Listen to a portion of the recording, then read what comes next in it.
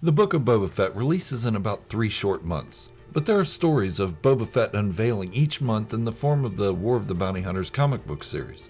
If you haven't read it, it details how Boba Fett got Han Solo to Jabba the Hutt between The Empire Strikes Back and Return of the Jedi. It hasn't been an easy road for the famed bounty hunter, and there is one more issue left to release in October. The writer of the comic series, Charles Soule, has stated that this comic series is a kind of prequel to the Book of Boba Fett. There are many arcs connected to this story, but I am going to focus on that of the Hutts and how I see their story playing out in the Book of Boba Fett. Today on Star Wars Fanatic.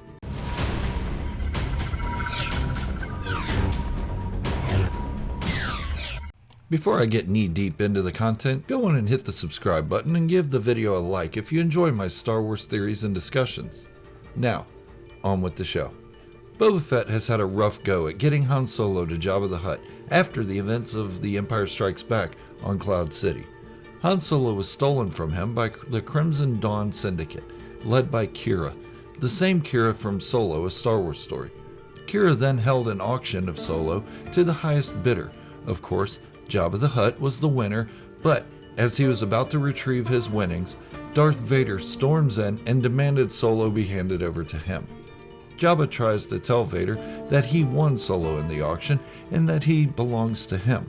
In classic Darth Vader form, he tells Jabba and the representing Hutt Council that it would be in their best interest to give Solo without an argument. Jabba agrees, and Vader leaves with the frozen Han Solo. But one Hutt is not pleased with Jabba's decision. He then gives a speech to the other Hutts and gets them on his side. Now, Jabba is seen as the outcast Hutt, where he was the majority vote on the council. Okay, that's the story in short form.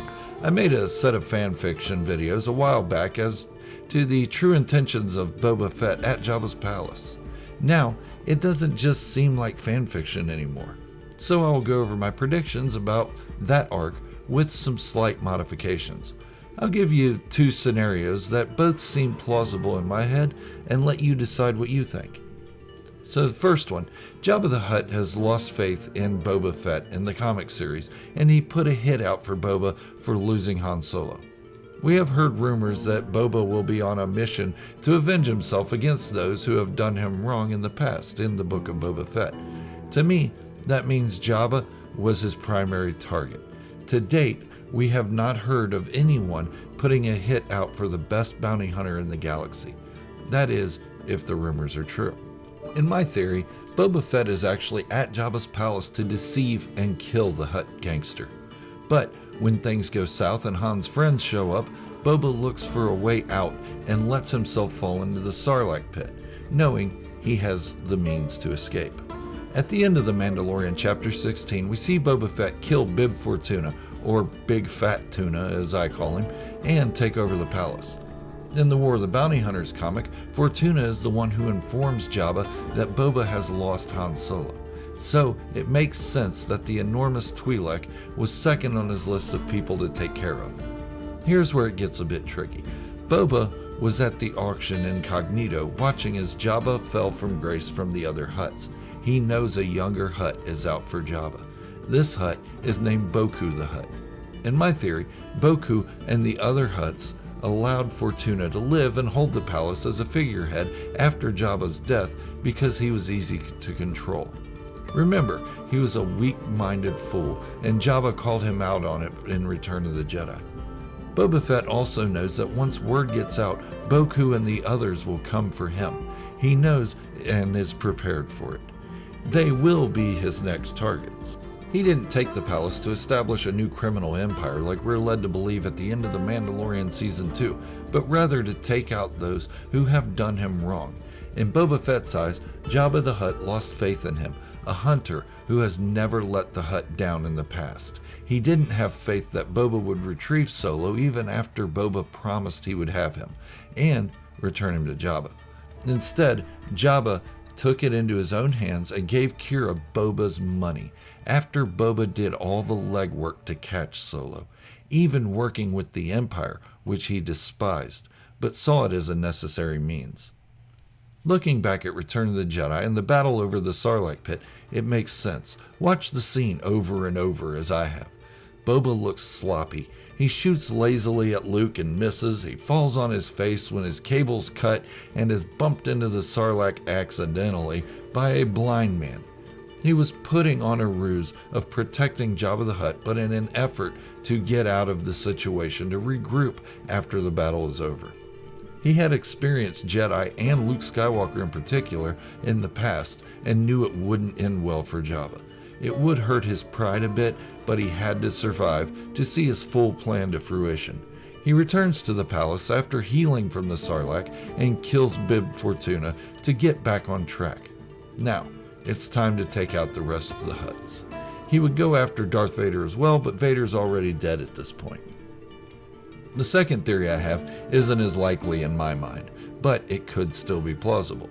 Once Boba Fett retrieves Han Solo from Darth Vader, he returns Solo to the Hutt Palace, where he is back in the good graces of Jabba. Jabba then tells him of the Hutt Council's plans to get rid of him, and he needs protection. He pays Boba Fett handsomely to protect him because, let's be honest, his lackeys are incompetent. Boba obliges and sticks around. He still has a sour taste though after Jabba betrayed him, but he tries to understand that it was just a business decision. He goes where he is paid to go. The whole Sarlacc thing happens and Boba Fett takes his exit by way of giant spiky sand butt mouth thing. Boba Fett then returns to the palace to take out Big Fat Tuna because he has hated him since the beginning. Fortuna has always been an opportunist and an idiot. Fat Tuna was also a slave trader, and because Boba's father was a slave, he despises slavery. This is the reason it's so important that we see Boba Fett and Fennec Shand allow the slave girl to go free that Bib Fortuna has chained to the throne. I don't think this one is as likely because the first theory has a better dynamic to it. In the second theory, it doesn't really showcase what Boba Fett is capable of. Sure, he'll still take out the other Hutts, but there has to be a reason for it, and not just wanting Jabba's empire to himself. Boba Fett has always been a loner, a simple man trying to make his way through the galaxy, not a crime lord. It's out of character for him. He has so much other great potential. If he is to join a culture, that culture would be the one of his father's mentor, the Mandalorians. But what do you think? Which theory do you like? Do you have a different theory? Let me know in the comments below and let's chat about it. I'll leave a link in my description about the Boba Fett fanfictions and at the end of this video as well. Check them out. And if you're new here, go on and subscribe to the channel and turn on notifications to stay up to date on all my Boba Fett, Mandalorian, and general Star Wars theories and discussions. Also, give the video a big thumbs up if you enjoyed today's content. Thank you for watching, and remember, this is the way, the only way.